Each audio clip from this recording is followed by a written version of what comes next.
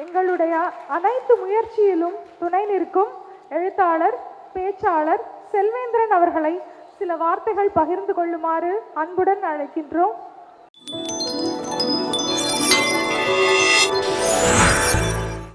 அனைவருக்கும் வணக்கம்.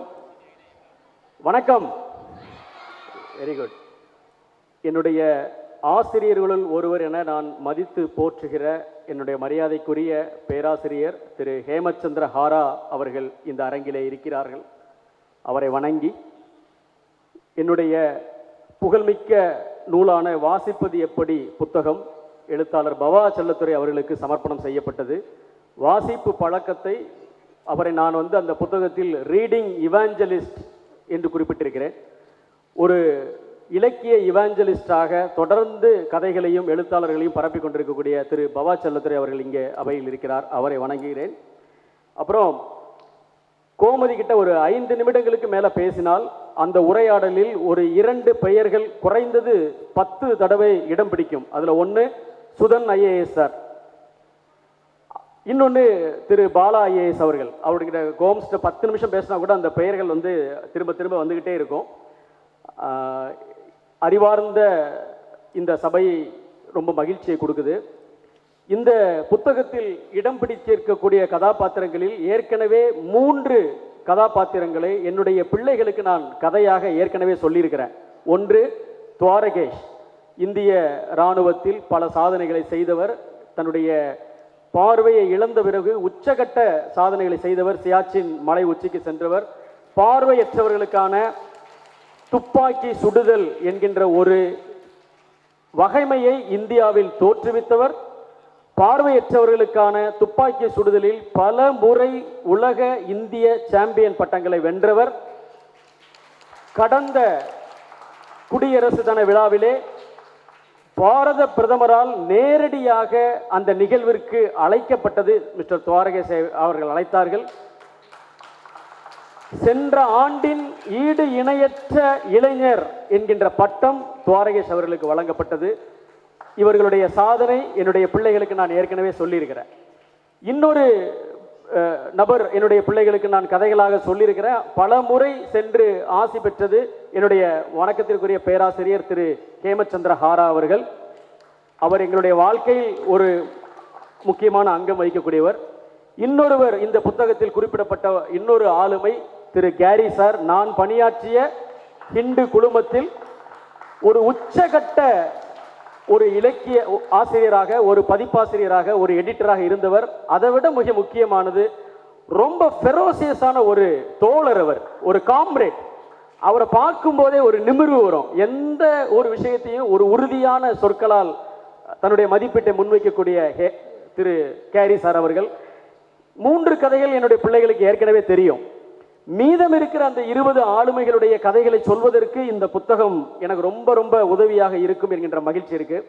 இந்த புத்தகம் கடந்த ஓராண்டுகளாக கோமதியினுடைய மிக கடும் முயற்சியில் உருவான ஒரு புத்தகம். இந்த கோமதி கிட்ட ஒரு சிறப்பம்சம் இருக்கு, தெரியல.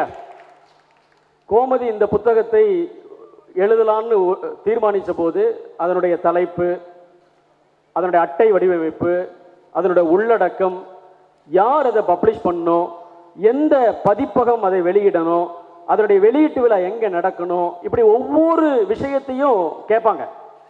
ஆனால் கோமதி கிட்ட ஒரு சிறப்பம்சம் இருக்கு. அறிவுரைகள் வரவேற்கப்படுகின்றன, ஆலோசனைகள் வரவேற்கப்படுகின்றன, ஆனால் ஒருபோதும் அவற்றை நான் கேட்க மாட்டேன் அப்படின்னு. அது கோமதியினுடைய சிறப்பம்சங்கள்ல ஒன்று. அந்த வகையில் இந்த புத்தகத்தை பல போராட்டத்திற்கு பிறகு கோமதி கொண்டு வந்திருக்காங்க. இதை எப்படி அவங்க கனவு கண்டாங்கன்றதுக்கு ஒரு உதாரணம் இந்த நூல் வெளியீட்டு விழா நடைபெறக்கூடிய இந்த அரங்கம். அவங்க நினைச்சிருந்தா இதை விட சுலபமான, இதை விட சிறிய, கட்டுப்படி ஆகக்கூடிய ஒரு அரங்கத்தை அவங்க சூஸ் பண்ணலாம். இந்திய விடுதலை வரலாற்றில் மிக முக்கியம் வாய்ந்த அரங்கம். நான் நின்று கொண்டிருக்கக்கூடிய இந்த மேடை யாகூப் ஹசனும் ராஜாஜியும் டிடிகே ரங்காச்சாரியும் இந்திய குடியரசு என்கின்ற ஒன்றை உருவாக்கிய விடுதலை வீரர்கள் அன்றாடம் கூடி விவாதித்த மேடை இது. பல பேருக்கு தெரியாது, இந்திய அரசியலமைப்பு சட்டத்தின் பெரும்பான்மையான பகுதி இதே சென்னையில் எழுதப்பட்டது. அன்றாடம் அந்த விடுதலை வீரர்கள் கூடி விவாதித்த மேடை இந்த மேடையில தான் இதை வெளியிடணும்னு அவங்க சொல்லும்போது நான் உடனடியாக சொன்னேன், கோம்ஸ் இது ரொம்ப காஸ்ட்லியாச்சே.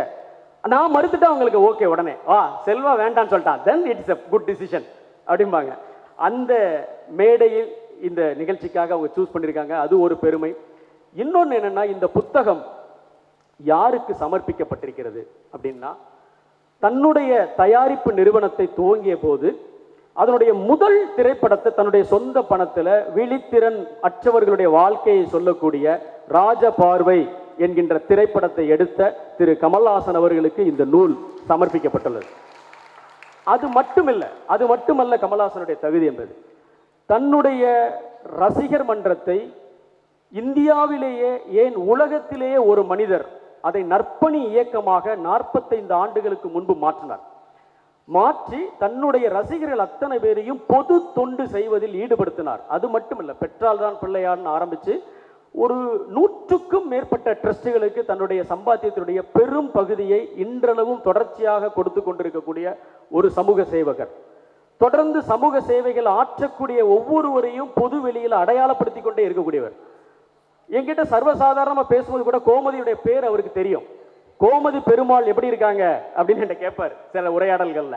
அந்த அளவுக்கு கோமதியுடைய பெயர் அவருக்கு பரிச்சயம். ஆனால் அவங்க 2 பேரும் ஒரு நாள் கூட சந்திச்சதே கிடையாது. ஒரு தமிழ்நாட்டின் ஒரு ஆகச் சிறந்த பொது காரியங்களில் ஈடுபட்ட ஒரு மனிதருக்கு இந்த புத்தகம் சமர்ப்பிக்கப்பட்டுள்ளது அப்படிங்கிறதுல எனக்கு ரொம்ப மகிழ்ச்சி. காலச்சுவடுன்னு தமிழில் ஒரு பதிப்பகம் இருக்கு. எழுத்தாளர் சுந்தர் ராமசாமியுடைய பையன் கண்ணன் அவர் தான் அந்த பதிப்பகத்தினுடைய ஆசிரியர். அவர் ஒரு புத்தகம் எழுதியிருக்கிறார். அது அரசியல் கட்டுரைகளுடைய தொகுப்பு. அந்த நூலுக்கு அகவிழி திறந்து அப்படின்னு தலைப்பு. எனக்கு இந்த புத்தகத்தை அவங்க எழுதிட்டு இருக்கும்போது அந்த புத்தகம் என் கனவுல எனக்கு நினைவில் வந்துகிட்டே இருக்கும். இது தன்னுடைய அகவிழியை திறந்து தன்னுடைய அத்தனை தடைகளையும், இயற்கை உருவாக்கின தடை, சமூகம் உருவாக்கின தடை, இந்த சூழல் உருவாக்கின தடை அத்தனையும் உடைத்தெறிந்த ஒப்பற்ற சாதனையாளர்களை பற்றிய இந்த நூல் மாற்றுத்திறனாளிகளுக்கு மட்டுமானது அல்ல. இது அவர்களுக்கான புத்தகம் அல்ல. இந்த புத்தகம் மிக மிக உத்வேகம் அளிக்கக்கூடிய புத்தகம். இங்க இருக்கக்கூடிய ஒவ்வொரு வாழ்க்கையும், எல்லா தனி மனிதனுடைய வாழ்க்கையிலையும் மாபெரும் மாற்றங்களை விளைவிக்கக்கூடிய ஒரு புத்தகம். இந்த மேடையில கோமதி பெருமாளுடைய கனவுகளுக்கு, அவர்களுடைய தொண்டு காரியங்களுக்கு இணை மனமாக செயல்பட்டு கொண்டிருக்கக்கூடிய என்னுடைய நண்பர் தியாகு அவர்களை தனிப்பட்டு குறிப்பிடணும்னு நான் நினைக்கிறேன். தியாகு அவர்களுக்கு நீங்க எல்லாம் ஒரு சின்ன மரியாதையை செலுத்தலாம் கைவில் கரவழி விளையாட. ஏன்னா, தாளாற்றி தந்த பொருள் எல்லாம் தக்காருக்கு வேளாண்மை செய்த பொருட்டுன்னு சொல்றாரு இல்லையா வள்ளுவர். வாழ்க்கையில சம்பாதிக்கிறது என்பது தகுதியான இந்த உதவி தேவைப்படக்கூடிய மனிதர்களுக்கு அதை பிரித்து கொடுப்பதற்கு தான் அப்படின்னு வள்ளுவர் சொல்றார். அப்படி ஒரு வாழ்க்கையை கோமதி பெருமாள் அமைத்துக் கொண்டது எனக்கு ஆச்சரியம் இல்லை. அவருடைய தொழில்முறை நண்பரான தியாகு அந்த கனவுக்கு ஈடு கொடுக்கிறார்.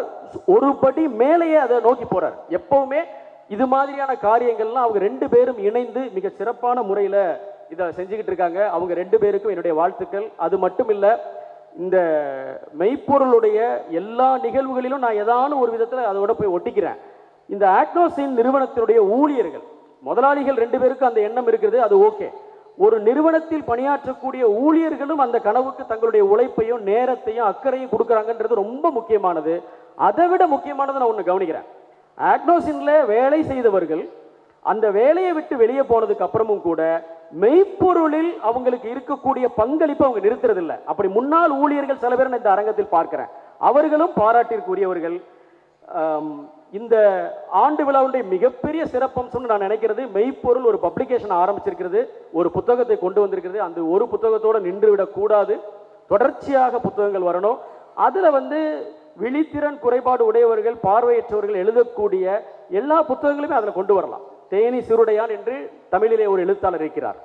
நிறங்களின் உலகம் என்ற ஒரு அற்புதமான புத்தகத்தை எழுதுவார். அவர் பார்வை குறைபாடுடைய ஒரு எழுத்தாளர். அதுபோல தமிழிலும் ஆங்கிலத்திலும் பிற மொழிகளிலும் கூட எழுதி கொண்டிருப்பவர்களுக்கு அவர்கள் பதிப்பகத்தை தேடி அலைய வேண்டி இராத ஒரு சூழ்நிலையை இந்த மெய்ப்பொருள் பதிப்பகம் உருவாக்க வேண்டும். அதை இவங்க நிச்சயமாக செய்வாங்க. வாசகர்களாகிய நாம் இந்த கதைகளை தமிழ் சமூகத்திற்கு, பொது சமூகத்துக்கு கொண்டு போய் சேர்க்கணும். அது ரொம்ப முக்கியமானது. இந்த கதைகளை படிக்கணும், இந்த கதைகளை நம்ம வீட்டில் இருக்கக்கூடிய பிள்ளைகளுக்கு சொல்லணும். இந்த புத்தகத்தை பற்றிய குறிப்புகளை எழுதணும். இன்ஸ்டாகிராம்லேயோ யூடியூப்லேயோ இதை பற்றி வீடியோக்கள் வரணும். இந்த ஆளுமைகள் தமிழ் சமூகத்தினுடைய பிற மனிதர்களை ஈர்க்கக்கூடியவர்களாக இந்த கதைகளை கொண்டு போய் சேர்க்க வேண்டும் என்பது என்னுடைய தனிப்பட்ட ஆர்வம். ஜெயமோகன் அவர்கள் இயக்குனர் லோகிததாஸை பற்றிய ஒரு நினைவு குறிப்பு எழுதும்போது அந்த கட்டுரைக்கு உப்பிட்ட வாழ்க்கைகள் அப்படிங்கிற ஒரு தலைப்பை வச்சார். இந்த புத்தகத்தினுடைய கட்டுரைகளை வாசிக்கும் போது எனக்கு உரமிட்ட வாழ்க்கைகள் அப்படிங்கிற சொல் தான் எனக்கு ஞாபகத்துக்கு வந்தது. பல பேருக்கு இந்த வாழ்க்கை உரமிடும். இந்த காரியத்தை செய்த அனைவரையும் வாழ்த்தி வணங்கி விடைபெறுகிறேன். நன்றி, வணக்கம்.